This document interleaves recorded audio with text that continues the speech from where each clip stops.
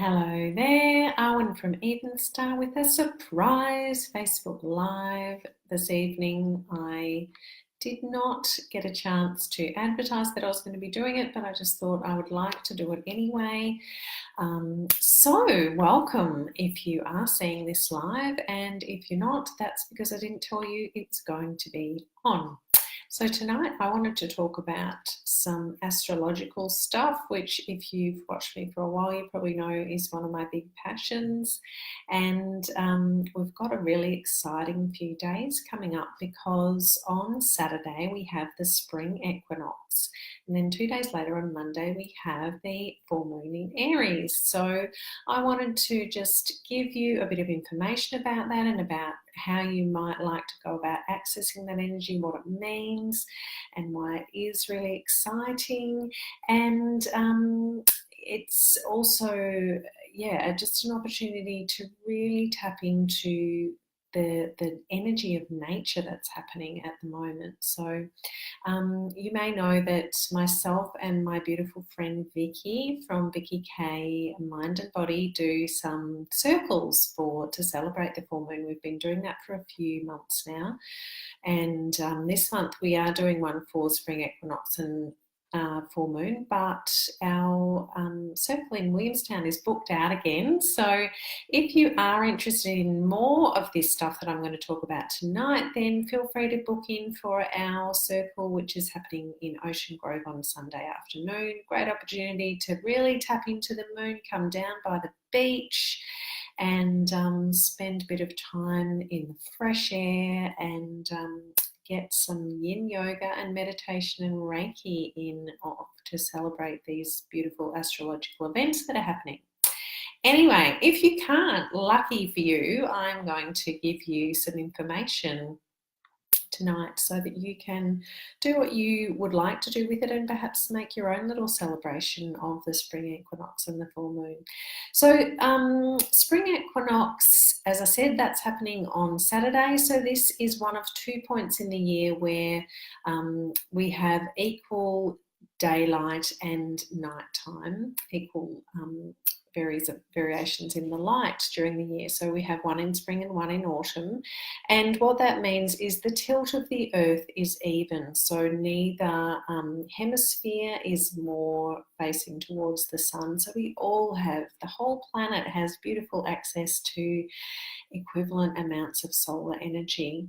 And this is a really important thing to mark, because what it means, and especially, well, really at either point, but I especially love the spring because I'm not a massive fan of winter, and many of us aren't, and we do all get affected at least to a small amount by the fact that in winter it's dark, we're inside, we're not in fresh air, we're not out seeing people and doing things as much, and just that lack of daylight I think has a really big effect. So this is a fantastic thing to mark with spring, because it means this is actually the beginning of the point where the light overtakes the dark, and that is a really beautiful thing to think about in terms of the archetypal nature of it as well, that all of a sudden we're going towards the light again, and that continues for us. So we have an increase in the daylight all the way through now until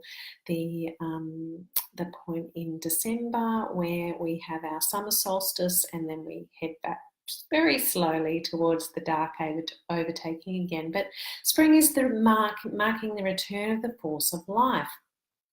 And is all about new beginnings. So we see that in our gardens, in the parks, in all the plants around us, that all of a sudden those buds are bursting open, there's greenery everywhere, and we just want to really get ourselves more in sync with that again. And even just by being outside more, you're going to be able to tap into that. So spring brings with it the opportunity for new beginnings. And This winter especially, we've had a really tough winter astrologically. We've had 3 eclipses, we've had multiple planets in retrograde, which means the planet and their energy is in hiding, and you've probably really felt quite weighed down by that. So despite all the normal winter stuff, we've had all that going on, and all that energy really has meant that you might have felt like you've had a big winter doona holding you down for the last few months. And this new growth, this new beginnings, gives you the chance to revive things that have become stagnant. So some things might be even a sense of hope, passion for doing things that you love, looking after your health, following your intuition, going with your heart instead of your head.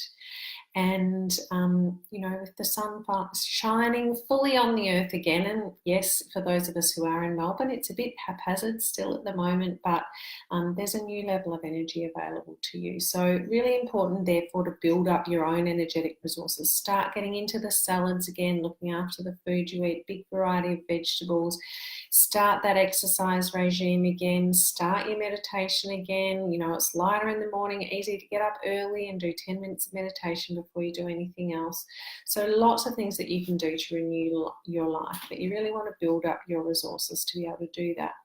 And what we also find in spring is that the dormancy, that dormant energy, that dark below the surface energy of winter actually becomes a bit uncomfortable. Here's my pussycat Jagger come to say hello. So we actually find that we do want to push through that, and we do want to take action. So what this means for us also is then, if there's something that you want to do that involves taking a risk, then this energy of nature will support you with that. You've got a better chance of success because you're actually going through stuff in alignment with the energy of what's going on in the heavens and on the planet. So what else did I want to say about this? We also then have our Aries full moon on Monday. Now, full moons are normally the point in the month where we get to that energy is about finishing, closing off, and being able to then go into the new energy with the new moon. So about 2 weeks later, where we're that new beginnings energy, that really forward moving energy. Jagger's getting a little bit too interested in what's going on here now. But this full moon is the Aries full moon, and Aries is all about action. Aries is all about initiative, so moving forward. So in fact, this full moon is absolutely in alignment with our spring equinox, and isn't that just an amazing force of the universe? So make the most of it. Aries actually is a really forceful energy, so that can mean that it's a bit uncomfortable because it's the opposite energy of a normal full moon, but so Aries is pushing you to move forward, and the normal full moon energy is pushing you to close things off and not be moving, be reflective. So luckily, however, the moon is in Aries. That's why we say it's an Aries full moon, but the sun is in Libra at the moment. And what that means is that that's going to give you that much more nice balancing energy. And I think maybe Jagger needs a bit of balancing energy at the moment. So both those things are really fantastic to help you to therefore look into what are your intentions for the next 12 months maybe, or make it shorter. What are your intentions for the rest of the year through until that summer solstice?